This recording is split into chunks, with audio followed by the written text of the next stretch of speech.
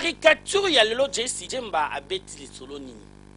Caricature ya journal a lingala facile a lelo. Pire petit na biso na taka chapa zo beta lisolo. Modèle vieux léger ba saka esprit na yepa ba coopérer lenga lenga. Yoka pire petit chapeau nenga zo expliquer.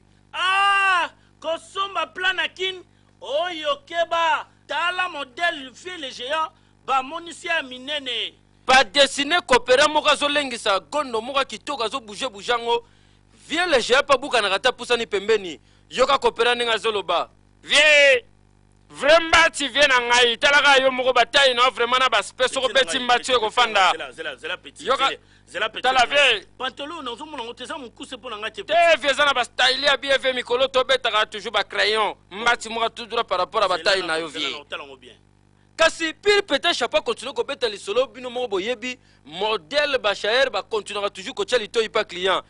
Mais petit nanga bon ça va na zombongo mais na zomona ozomona na ponte za mukuse te vieux na bongo to moni ponte zinde za bongo ma ba fungola pa ba terre ba na bongo vite fait même atala ba irebu na ba côté ba cristal tonto ba kenda bote ba mbatso mona bota on vite fait ba ko zo pena na taille na ponte ça na rien surprise vient le jia kuta na ngotanga sombi mbati oya komi na ndaku ameki kolata pantalon yoka mama na bana ndenga gangi ah yo pe papa na bana bakosaka oka boloko ya mwa muke.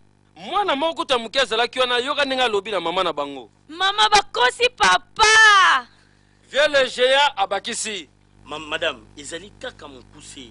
Akosi ngai petioyo. Ah soki na zuye. Tala, pire peta chapeau akamwa kebetela ko tiri lisolo, yoka pire peta chapeau. Vieux ventiri, ba monisi vieux le géant milinga.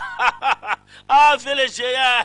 Ko tiri akamwe modèle vieux le géant ba potier buzoba na pantalon mukuse pe ba chayer.